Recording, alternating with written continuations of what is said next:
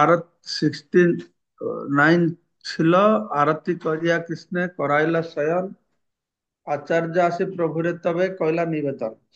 তো আমরা শ্রবণ করেছিলাম মহাপ্রভু সন্ন্যাস নেওয়ার পরে অদ্বৈতাচার্য বাড়িতে শান্তিপুর এসেছেন।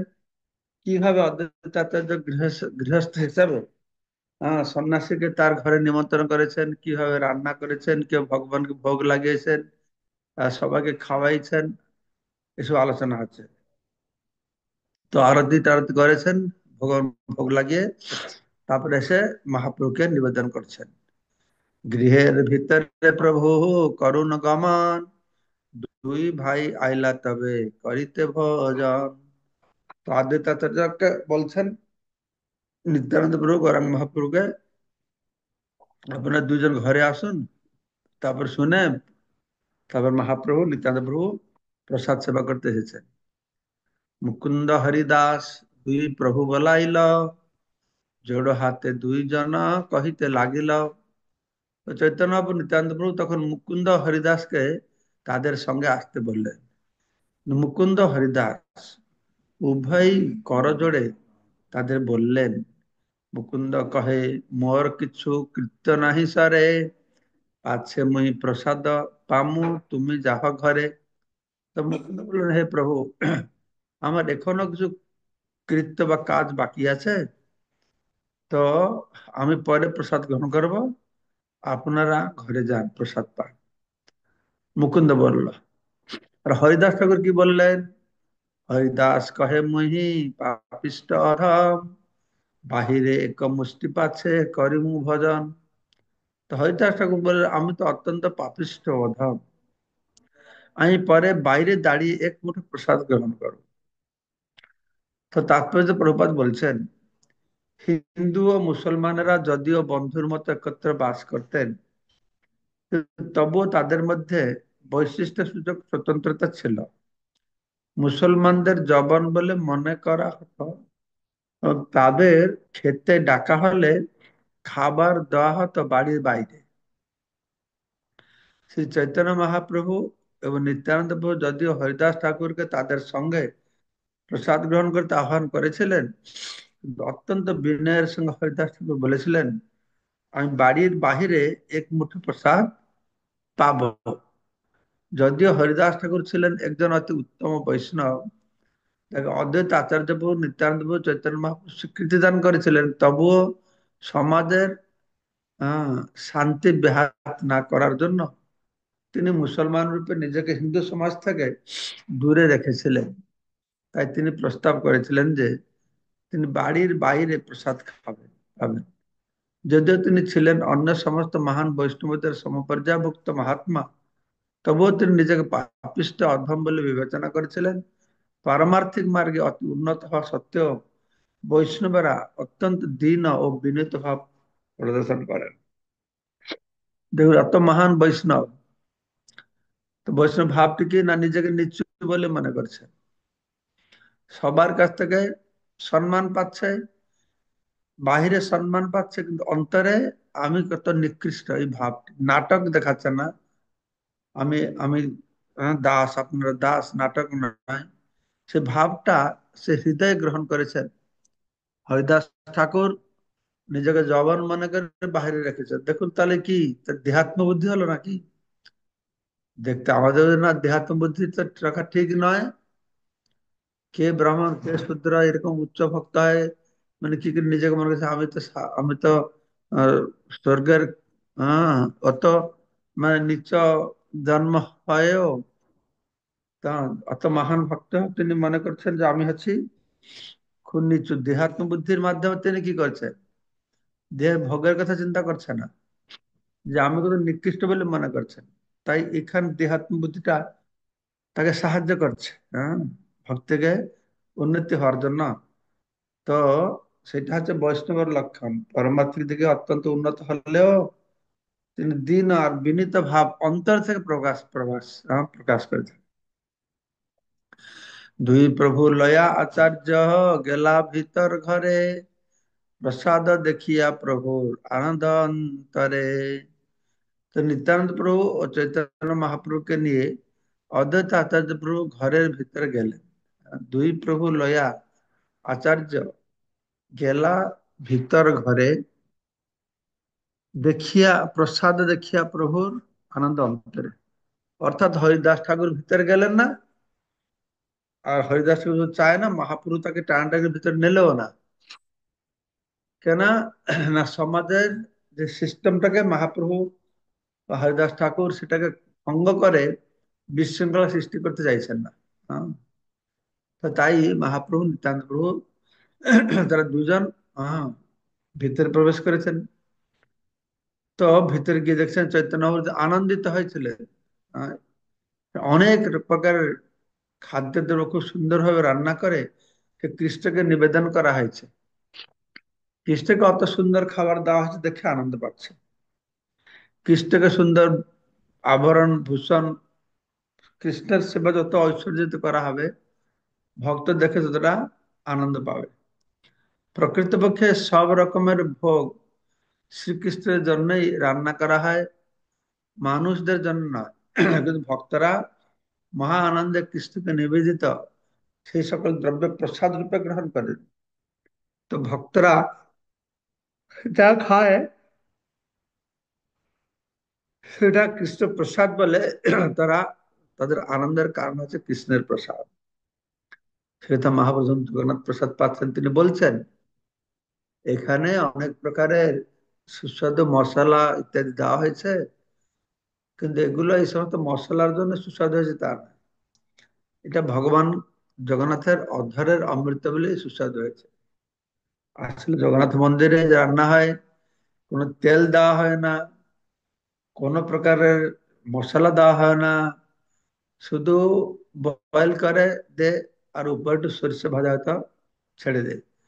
তো দেখতে কত সুন্দর আর খেতে কত সুন্দর হয়। তার কারণটা কি? না, ভগবান শ্রী জগন্নাথের সে অধরামৃত। এই সে অন্ন যে কৃষ্ণ কহে করায় ভজন, জন্মে জন্মে শিরে ধরো তাহার চর।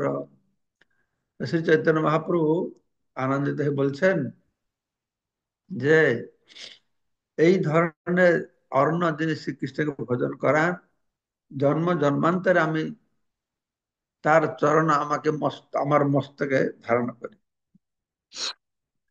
আমরা মহাপুরুষ ব্যবহার দেখলে বুঝতে পারো কিভাবে ওনার মধ্যেই স্বাভাবিকভাবে এই গুণটি ছিল, সবাই প্রশংসা করা। হ্যাঁ, অল্প একটু কাজে বহু প্রশংসা করা তার মধ্যে ছিল। প্রভু জানে তিন ভোগ কৃষ্ণের নৈবেদ্য, আচার্যের মন কথা নহে প্রভুর বিদ্য। তো ঘরে ঢুকে চৈতন্য মহাপ্রভু দেখছেন এই তিনটি ভোগ দর্শন করে মনে মনে করেছিলেন যে এই সবই হচ্ছে শ্রীকৃষ্ণের নৈবেদ্য।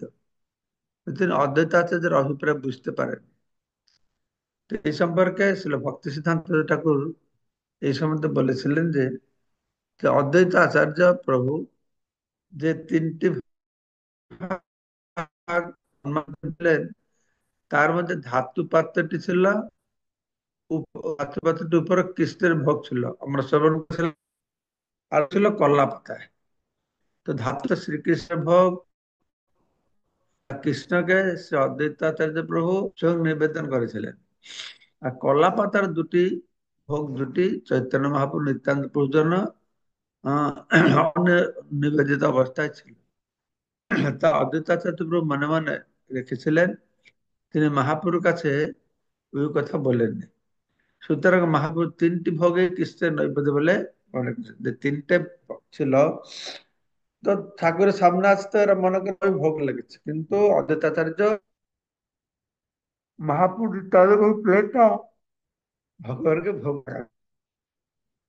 প্রভু বললে বৈশতে করিয়ে ভজন, আচার্য কহে আমি করিব পরিবেশন।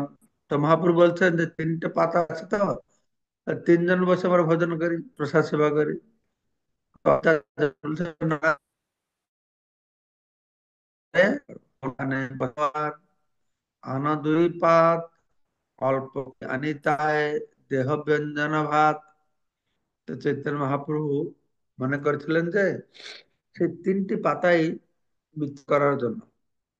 তা তিনি বলছিলেন আরো দুটি কলা পাতা নিয়ে এসো, তাতে অল্প করে কিছু অর্ণ ব্যঞ্জন দাও। আচার্য কর কহে বৈশ্য দুহে পিঁড়ির উপরে, এত বলি হাতে ধরি বসাইলা দুহারে। তো মহাপ্রভু বলছেন আরেকটা পাতা নিয়ে আসো। হ্যাঁ, তো সেখানে পাতা নিয়ে ওই যে ভোগ লাগিয়েছে সেখান থেকে নিয়ে কিছু কিছু আমাদের পাতায় দাও। তো আচার্য বলতেন ঠিক আছে, আপনি পিঁড়ির উপরে বসুন। তখন আগে একটা পিঁড়া থাকতো, যেমন আমাদের আসন আছে, মাটিতে আছে, মাটির উপরে আসন দেওয়া হলো। তারপরে পিঁড়িতে মানে একটা কাঠের পিঁড়ি একটু উঁচু করে তারপর বসে প্রসাদ পেত আগের সময়।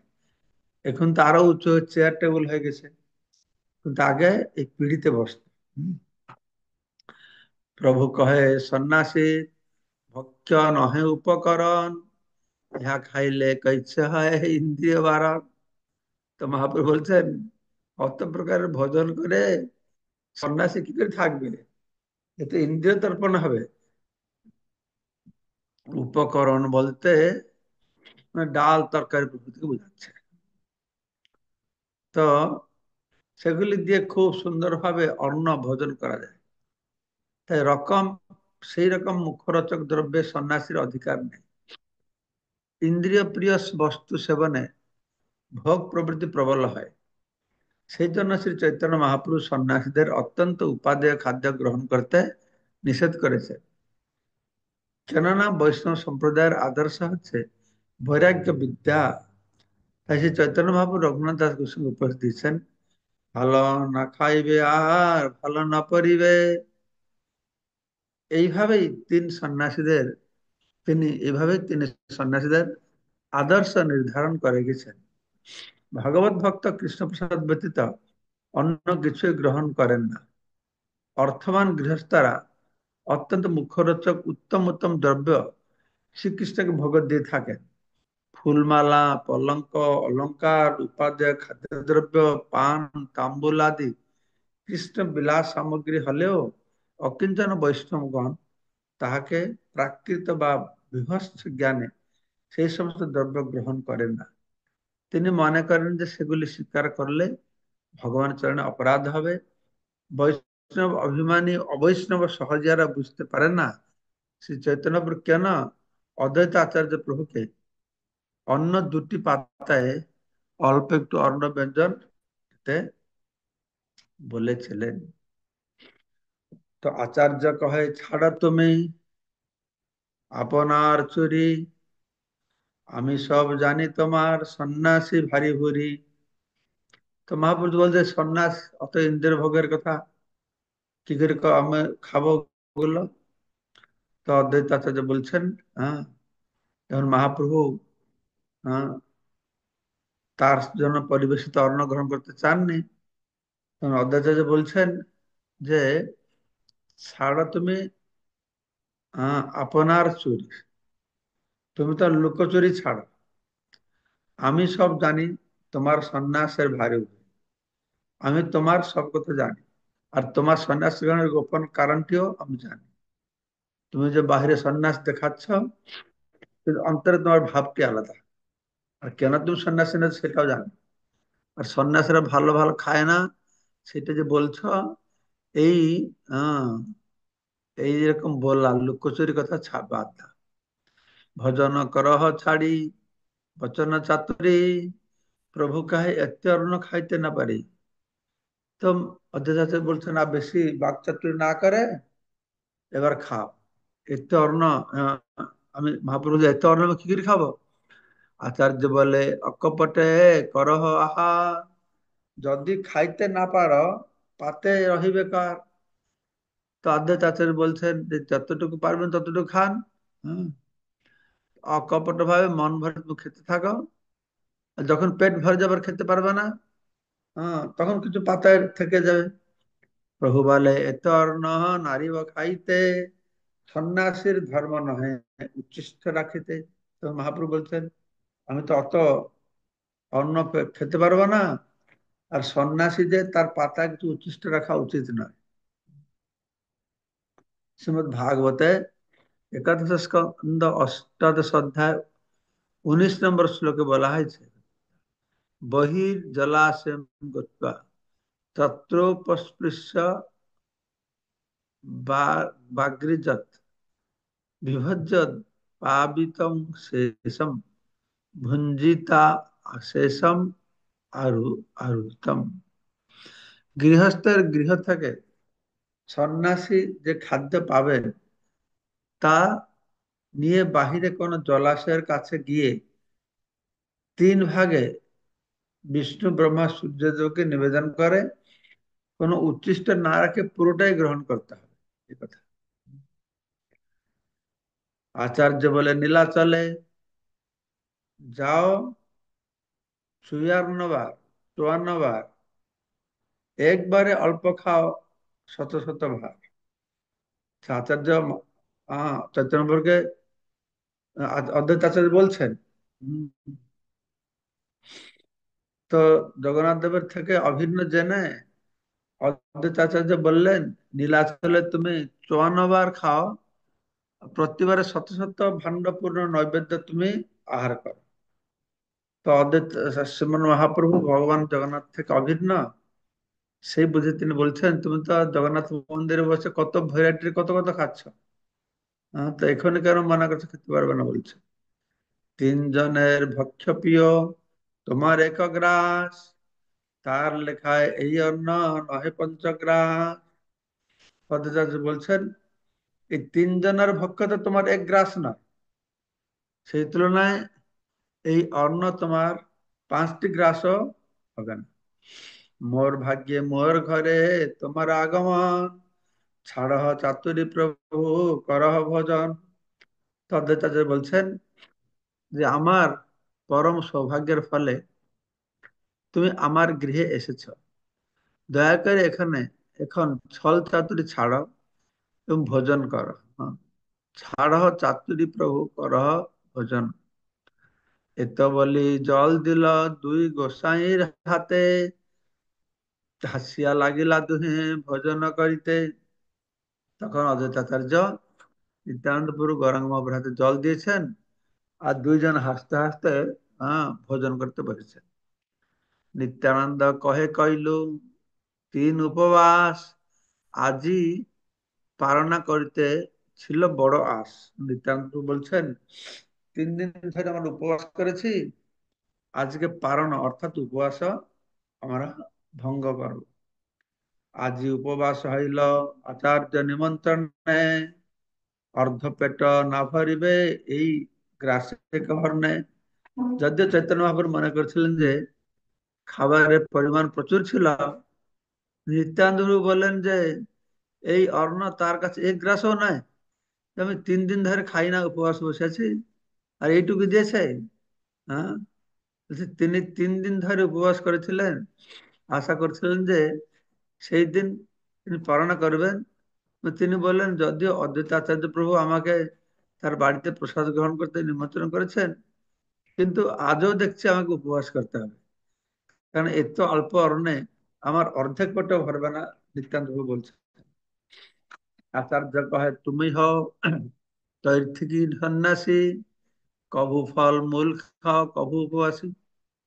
তাদের মধ্যে এটা মজা চলছে। তো মহাপ্রভু বলছেন, অতগুলো খাবার দিয়েছ? নিত্যান্ত কি খাবার দিয়েছে? এই তো আমি 3 দিন ধরে খাই না, আজকে প্রাণা করবো, এইটুকু দিয়েছে, এইটুকু দিয়ে পেট ভরে নাকি? অদ্বৈত আচার্য বলছেন, আরে তুমি তো তৈর্থিক সন্ন্যাসী, সবসময় ঘুরে বেড়াও, তুমি তো তোমার কপালে খাবার কোথায় আছে? তুমি কখনো কখনো তুমি একটু ফলমূল খাও, উপবাস থাকবে, এটা তো ব্রাহ্মণের কাজ। দরিদ্র ব্রাহ্মণ ঘরে যে পাইলাম মুষ্টেক অন্ন, ইহাতে সন্তুষ্ট হও, ছাড়ো লোভবান। আমি তো দরিদ্র ব্রাহ্মণ, যাই কোনটা অন্ন পেয়েছি সুখারুখা একটু বানিয়ে দিয়েছি, এটা খেয়ে খাও, আর তোমার লোভ পরিত্যাগ করো। নিত্যানন্দ বলে যাবে কইলে নিমন্ত্রণ, তত্ত্ব দিতে চাহ যত করিয়ে ভজন। তো নিত্যানন্দ বলছেন যে আমি যাই হোক না কেন, আমি তোর থেকে ব্রাহ্মণী হই, যাই হোক, তুমি তো আমাকে তোমার ঘরে ডেকেছ, নিমন্ত্রণ করেছ, তো আমি যত ভোজন করতে চাই তোমাকে তত আমাকে খাওয়াতেই হবে। শুনি নিত্যানন্দের কথা, ঠাকুর অদ্বৈত কহে না তাহারে কিছু পাইয়া পীড়িত। তো নিত্যানন্দ কথা শুনে অদ্বৈত আচার্য হ্যাঁ, তো পরিহাস করে বলছেন তো, সুযোগ পেয়ে তার সঙ্গে পরিহাস করে তিনি বললেন, এটা ওকে পরিহাস করে বলছে, কি বলছে, ভ্রষ্ট অবধূত তুমি, উদর ভরিতে সন্ন্যাস লয়াছ বুঝি ব্রাহ্মণ দণ্ডিতে। তিনি বলছে তুমি তো ভ্রষ্ট পরমহংস, হ্যাঁ তুমি নামে পরমহংস, পতিত হয়ে গেছ, পতিত না পরমহংস, শুধু পেট ভরবার জন্য সন্ন্যাস গ্রহণ করেছ। তো আমি বুঝতে পারছি যে তোমার কাজ হচ্ছে ব্রাহ্মণকে জ্বালাতন করা, হ্যাঁ ব্রাহ্মণ দণ্ডিতে। তুমি ব্রাহ্মণের ঘরে গিয়ে আসলে তুমি পরমহংস অবধূত ন, তুমি অবধূত বেশ ধারণ করে ব্রাহ্মণ গৃহস্থ বাড়িতে গিয়ে গিয়ে তাকে হয়রান করার জন্য হ্যাঁ তুমি এসব পন্থা গ্রহণ করেছো। তো স্মার্ত ব্রাহ্মণ ও বৈষ্ণব গোস্বামীদের মতে মধ্যে চিরকাল একটা পার্থক্য রয়েছে। স্মার্ত ব্রাহ্মণ আছেন, বৈষ্ণব গোস্বামী আছেন, এমনকি জ্যোতিষ গণনারও স্মার্ত মত বৈষ্ণব গোস্বামী মত রয়েছে। যেরকম আমাদের একাদশী স্মার্ত মত আছে, বৈষ্ণব মত আছে, জন্মাষ্টমী তিথিটা স্মার্ত মত হয়, বৈষ্ণব মত হয়। তো এটা জ্যোতিষ গণনাও রয়েছে। নিত্যানন্দ প্রভুকে ভ্রষ্ট অবধূত বলে সম্বোধন করে অদ্বৈত আচার্য প্রভু প্রকৃতপক্ষে নিত্যানন্দ প্রভুকে একজন প্রকৃত পরমহংস বলে স্বীকার করছেন। বলা হচ্ছে ভগবান প্রতি যে যা বলে তা একটা বাহ্যিক ভাব রয়েছে, একটা শুদ্ধ সরস্বতী ভাব রয়েছে। সেটা দিয়ে প্রভুপাদ বুঝাতে বলছেন যে তোকে বলছে ভ্রষ্ট পরমহংস, কিন্তু সে আসল পরমহংস বলে বলছে। কারণ তিনি এইভাবে বুঝিয়ে দিলেন যে প্রাকৃত স্মার্ত সমাজ থেকে ভ্রষ্ট হয়ে নিত্যানন্দ প্রভু সমস্ত বিধি নিষেধে অচ্যুত হয়েছেন। এইভাবে নিন্দাচল অদ্বৈত আচার্য প্রভু তার স্তুতি করেছে। মানে স্মার্ত ব্রাহ্মণ সন্ন্যাস থেকে ভ্রষ্ট হয়েছেন, কিন্তু সমস্ত বিধি নিষেধের ঊর্ধ্বে তিনি। অবধূত বা পরমহংস স্তর হচ্ছে সন্ন্যাস আশ্রমের চরম অবস্থা। আপাত দৃষ্টিতে অবধূত বা পরমহংসের আচরণ ইন্দ্রিয় পরায়ণ বিষয়ের মতন বলে মনে হতে পারে, কিন্তু প্রকৃতপক্ষে ইন্দ্রিয় তর্পণের সঙ্গে তাদের কোনো সম্পর্ক নাই। এই স্তরে কখনো কখনো সন্ন্যাস বেশ গ্রহণ করা যায়, তো কখনো হয়ও না। কখনো কখনো তিনি গৃহস্থের বেশ ধারণ করেন। কিন্তু আমাদের বুঝতে হবে যে অদ্বৈত আচার্য প্রভু ও নিত্যানন্দ প্রভুর মধ্যে এই যে বাক্য বিনিময়, এটা হচ্ছে একটা পরিহাস মাত্র, এটা নিন্দা নয়। তো খড়দহে ত্রিপুরা সুন্দরীকে শ্যাম সুন্দর সহ অধিষ্ঠিত দেখে কেউ কেউ নিত্যানন্দ প্রভু অবধূত আচরণকে শাক্ত সম্প্রদায়ের আহ কৌলবধূত আচার বলে ভ্রম করে। তারা মনে করেন যে নিত্যানন্দ প্রভুর দর্শন হচ্ছে অন্তঃসাক্ত বহির্সভ্য, সভায়াং বৈষ্ণব মত, অন্তরে বিষয়ী বাহিরে সভ্য, আর সভায় বৈষ্ণবের মতো। হ্যাঁ, প্রকৃতপক্ষে নিত্যানন্দ প্রভু সেই রকমের অপসম্প্রদায় ভুক্ত ছিলেন না। তিনি সর্বদাই ছিলেন একজন বৈদিক সন্ন্যাসী, স্বরূপ ব্রহ্মচারী। প্রকৃতপক্ষে তিনি ছিলেন পরমহংস। আবার কেউ কেউ বলেন লক্ষ্মীপতি তীর্থ তার আচার্য, তাহলেও তিনি শ্রী মাধ্য সম্প্রদায়ভুক্ত বঙ্গদেশীয় তান্ত্রিক নন। তবে ঠিক আছে, তুমি যে খেতে পারো 10-20 মানের অন্ন, আমি তাহা কাহা পাবো দরিদ্র ব্রাহ্মণ। অথচ তুমি তো একজনেই 10-20 মানের অন্ন খেয়ে নেবে। তো এক মান মানে, এক মান হচ্ছে 4 কিলো, তার মানে 40-50 কিলো চাল তুমি খাবে। মজা করে বলছেন তো, কেউ তো খায় নাকি? তত চাল আমি কোথা থেকে পাবো? যে পাইয়াছ মুস্তে কর্ণ তাহা খাও, খায়া উঠো, পাগলামি না করিও না ছাড়িও। যে দিয়েছি সেই এক মুঠো খাও, পাগলামি করবে না, কোনো উচ্ছিষ্ট ছেড়ে যাওয়া এখানে চলবে না।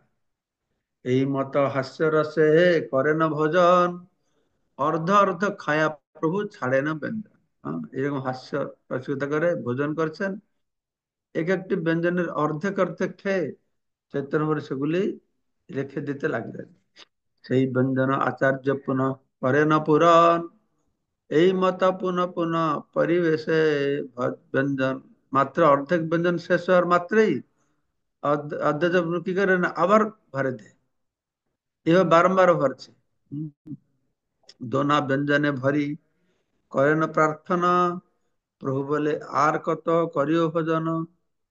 তো মহাপ্রভু বলেন যে এই তো ব্যঞ্জন ভরে দিচ্ছে, আমি আর কত ভজন করব। আচার্য কহে যে দিয়াছি তা না ছাড়িবা, এখন যে দিয়ে তার অর্ধেক রাখা হবে। তখন বলছে আমি যেটা দিয়েছি সেটা ফেলবে না, আর এখন আমি যা দিলাম তার অর্ধেক রাখতে পারো। তো এইভাবে নিত্যানন্দ প্রভু আর অদ্বৈত আচার্যের কথোপকথন। তো ঠিক আছে, এখানে রহিল গ্রন্থ অমৃত লহরী, ভজন বলিয়া সবে বল হরি হরি। 91 থেকে আমরা শ্রবণ করব। আজকে থেকে আমরা 4 দিন ক্রুশে যাব। তো সেখানে তো ইন্টারনেট পাওয়া যাবে না। তো মুকুন্দ প্রভুর সেই মুখে আপনারা শ্রবণ করবেন। জয় শ্রীল প্রভুপাদ কি জয়। বিদ্যুৎ প্রভু বলুন। হরে কৃষ্ণ মহারাজ প্রণাম। মহারাজ, ওই 75 নম্বর শ্লোকে বলা হচ্ছে যে নীলাচলে তুমি 54 বার খাও এবং প্রতিবারে শত শত ভাণ্ডপূর্ণ নৈবেদ্য তুমি আহার করো। এই 54 বার খাও বলতে কি বুঝে, কতবার ভোগ ওখানে লাগানো হয় নীলাচলে ইয়েতে? যাই না বলতে 56 ভোগ বলে, 56 ভ্যারাইটিজ। সেইটা আবার 56 ভ্যারাইটি বলে, কিন্তু আসলে আগে তো 200 250 400 ভ্যারাইটিজ জগন্নাথ ভোগ লাগতো। চুয়ান্ন আচ্ছা বার আচ্ছা, কেন বলে খেলাম জানি না, মানে 6 বার তো ভোগ লাগে সেখানে আমি জানি। 6 বার। তখন কি সিস্টেম ছিল সে অনুসারে লিখে দিয়েছেন তিনি 54 বার খাও। তুমি এখানে এতে খেতে আচ্ছা পারবে না কেন, অর্থাৎ মোটামুটি বলতে চাইছে যে তুমি অনেক খেতে পারো, তো খাওয়ার ভগবান এখানে হ্যাঁ খাবেন হ্যাঁ, বলছেন আর কি। আচ্ছা মহারাজ, হরে কৃষ্ণ প্রণাম। ভক্তিমান গোবিন্দ প্রভু। আনমিউট করেন প্রভু, শক্তিমান প্রভু। হ্যাঁ, হরে কৃষ্ণ মহারাজ, ধন্যবাদ প্রণাম। মহারাজ, এই অবধূতের আচরণ আর পরমহংসের আচরণ কি একই রকম নাকি মহারাজ?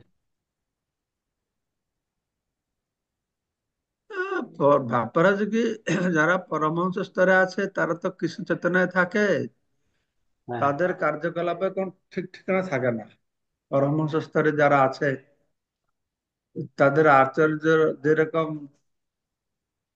গৌরকিশোর দাস বাবাজি মহারাজ গঙ্গা মাটি খেয়ে ফেলতেন, লঙ্কা গুলো গাদা গাদা খেয়ে ফেলতেন। আর হুম। যেরকম আমার শিব ঠাকুর অত ভগবানের চিন্তা মগ্ন থাকেন, বাইরে ভালো মন্দ বিচার থাকেন। সেজন্য তাদের কার্যকলাপ এক্স্যাক্টলি কি পার্থক্য আমি জানি না। অবধূত মানে তো একেবারে কোন উন্মাদ মতন। হ্যাঁ, মানে অবোধ অবোধ মানে অনেক সময় উন্মাদের মতনই দেখা যায়। হ্যাঁ, উন্মাদ ধরে। কোনো সময় বস্ত্রও থাকে না শরীরে। হ্যাঁ হ্যাঁ, অবস্থা থাকে না, কাকে কি বলে কাকে কি করে ঠিক ঠিকানা নেই। হ্যাঁ। কামাল প্রভু। ঠিক আছে মহারাজ, ধন্যবাদ প্রণাম মহারাজ। মহারাজ, আপনার সিস্টেমে প্রণাম। প্রাতঃকালে আপনার শ্রীমুখে চৈতন্য চৈতন্য শুনছি। মহারাজ, বিষয়টা আমরা গতকাল আমরা পড়েছি, অথবা আমরা আলোচনায় সিদ্ধান্ত নিতে পারছি না। যেখানে যে 74 নম্বর শ্লোকে যে কথা বলছেন যে মহাপ্রভু বলছেন যে কোনো সন্ন্যাসী উচ্ছিষ্ট রাখবে না। এখানে এদিকে বলা হচ্ছে বৈষ্ণবের উচ্ছিষ্ট থাকে যেন মনোনিষ্ঠ, ভক্ত ভুক্ত অবশেষ তিন সাধনের 3টা ইয়া আছে। এখন সন্ন্যাসীতে আমরা জানি মহা বৈষ্ণব, এখন বৈষ্ণবের উচ্ছিষ্ট সন্ন্যাসী যদি উচ্ছিষ্ট না রাখে তা আমরা সেই এম, এ, ওই যে অবশিষ্ট অংশ পাবো কিভাবে? তারপরে এখানে এই তাৎপর্যের মধ্যেও একটা বিষয় যে গৃহস্থের যে সন্ন্যাসী যে খাদ্য তা নিয়ে জলের 3 ভাগে। কারণ আমরা তো জানি সবাই সন্ন্যাসী, সবাই তো আমরা ভগবানকে নিবেদিত প্রসাদ গ্রহণ করি। এখানে বিষ্ণু ব্রহ্মা যদি নিবেদন করে, এই বিষয়টা একটু বুঝতে পারছি না মানে। না না, এখানে তিন ভাগ করা হয়েছে, একটা কৃষ্ণের, একটা নিত্যানন্দ প্রভু, একটা গৌরাঙ্গ মহাপ্রভু। যেহেতু নিত্যানন্দ প্রভু গৌরাঙ্গ মহাপ্রভু তারা বিষ্ণু, তাই তাদেরকে আর বিষ্ণু প্রসাদ দিতে হবে না, তারই ভাব। হ্যাঁ, সেখানে লেখা হয়েছে একটা কৃষ্ণকে অর্পণ করেছেন আর দুটো এদের জন্য রেখে দিয়েছে। কিন্তু মহাপ্রভু দেখে মনে করেছেন এগুলো সবই তো ভগবান কৃষ্ণকে নৈবেদ্য হয়েছে। বুঝতে পারছো? আর এটা প্রথম কি প্রশ্ন করলো সন্ন্যাসীদের, বৈষ্ণবদের, শোনো, এইটা এরকমের জিনিস। প্রভুপাদ যেরকম বলছেন যত মেয়ে আছে সবাইকে বিবাহ করতেই হবে, আর যত ছেলে আছে সবাইকে ব্রহ্মচারী থাকতেই হবে। তো সব ছেলে যদি ব্রহ্মচারী থাকে তাহলে সব মেয়ে বিয়ে করবে কি করে? তো এটাই সেই রকমই, যে বৈষ্ণব কখন তা উচ্ছিষ্ট ছাড়বে না, কিন্তু বৈষ্ণবের উচ্ছিষ্ট না পেলে ভক্তি হবে না, ভক্তির জন্য।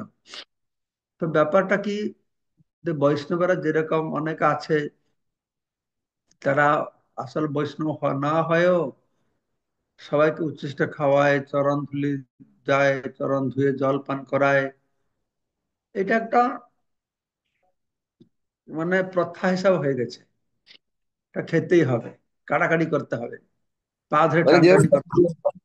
বাংলাদেশে তো এই দৃষ্টান্তের কোনো অভাব নেই।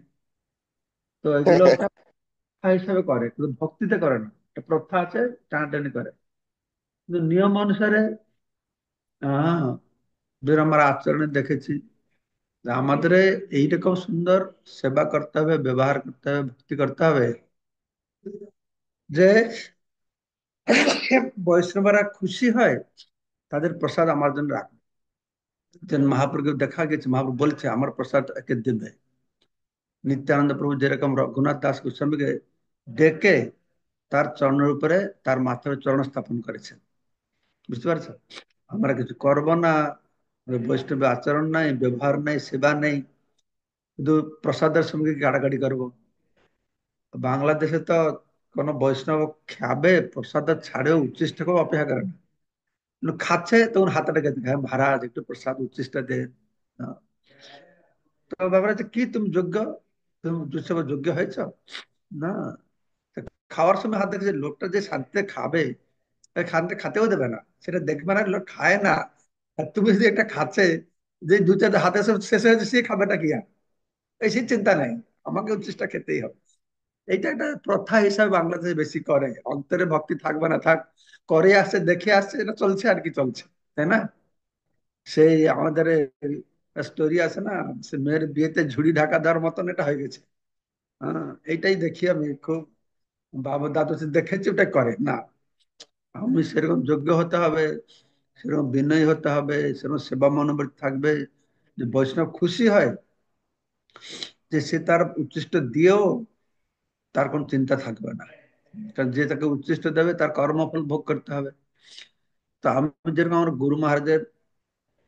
আমাদের গুরু মহারাজের সঙ্গে অত যুক্ত হয়ে থাকবো, তো গুরু মহারাজের নিজের কর্ম আর আমার কর্ম সবটা যেন উনি দায়ী থাকবে। সেভাবে অন্তরঙ্গ সম্পর্ক আছে বৈষ্ণবের সঙ্গে আমার। বৈষ্ণব কেন আমার পাপ কর্ম নেবে? তা আমার কেউ সেবা করছে, সেদিনে তো আমার সেবা করছে, সে যদি আমার প্রসাদটা পেলো, আমার কোনো সমস্যা নেই, কেননা সে তো, আমি তো আর এমনি কর্ম নিয়েছি, সেবা করছে, তা আবার প্রসাদ পেল, আমরা এক হয়ে গেছি, এক আত্মা হয়ে গেছি। বুঝতে পারছো? তো সেরকম সেবার মাধ্যমে, আমাদের ব্যবহারের মাধ্যমে আমরা বৈষ্ণব গুরুদের সঙ্গে একাত্মতা লাভ করব। তখন তার প্রসাদ খেলে তারও অসুবিধা নেই, আমারও অসুবিধা নেই, তার চরণ ধুলি নেলে তারও অসুবিধা নেই, আমার আমার কারণ আমরা একাত্মা হয়ে গেছি না। আমার পা যদি আমার গায়ে লাগে, আমি কি শ্রী বিষ্ণু বিষ্ণু বললি? আমার পা অন্যের গায়ে লাগলে না শ্রী বিষ্ণু বলবো? তো সেই রকম বৈষ্ণবদের সঙ্গে আমরা এইটুকু একাত্মতা হয়ে যাব।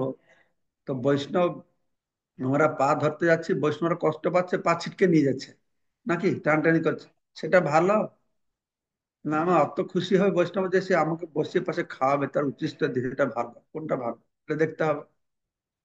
সেই জন্য সেটা নজর রাখতে হবে, যে আমি অত সুন্দর সেবা করব, অত শুদ্ধভাবে থাকবো, আমার গুরুদেব হোক বা বৈষ্ণবরা হোক আমাকে ডেকে প্রসাদ দেবে। হ্যাঁ, বুঝতে পারছো? এটা হলো কথা। মঞ্জু মাতাজি কি বলছেন? ধন্যবাদ। হরে কৃষ্ণ মহারাজ, আপনার শ্রী চরণে প্রণাম। এই 71 নম্বর শ্লোকে মহারাজ যেখানে যে বলা হয়েছে যে অদ্বৈত আচার্য খুব বললেন, তুমি তোমার লুকোচুরি ছাড়ো, আমি তোমার সব কথা জানি, আর তোমার সন্ন্যাস গ্রহণের গোপন কথাটিও আমি জানি। মহারাজ, এই গৌরাঙ্গ মহাপ্রভুর সন্ন্যাস গ্রহণের গোপন কারণটি মহারাজ। হরে কৃষ্ণ, হরি বল, প্রণাম। তার সন্ন্যাস নেওয়ার গোপন কারণ হচ্ছে মহাপ্রভু নিজে বলেছেন যে আমার জীবনে সন্ন্যাস দরকার নেই, কারোর সন্ন্যাস নেওয়া দরকার নেই, কলিযুগে এরকম সন্ন্যাসই নেই।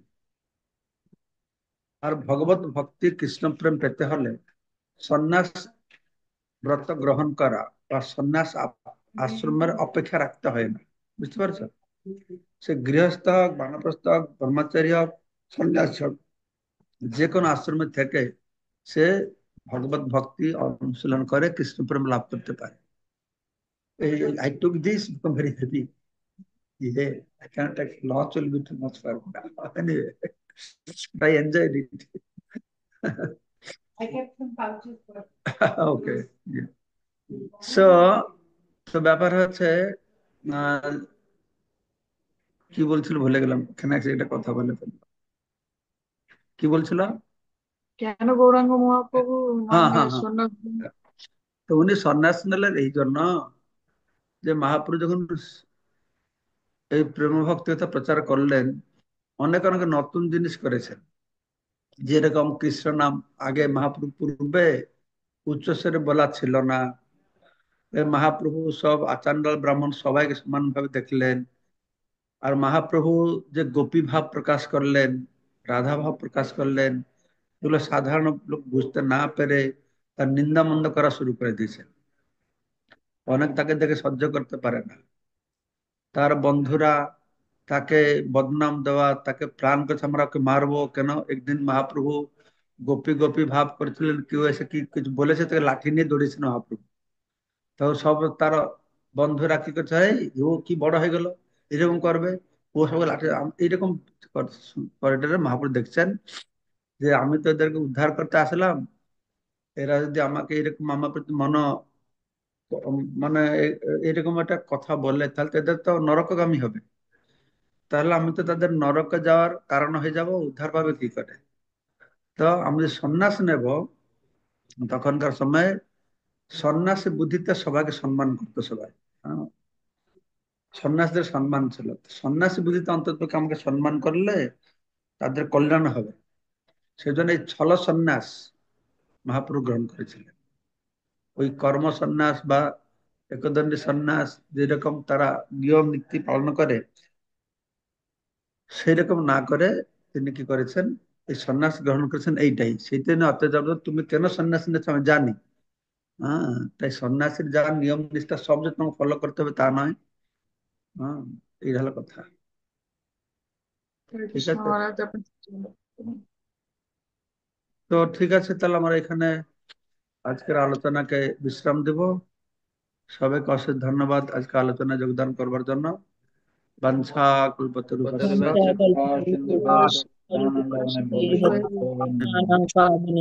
सीताराम पावन জয়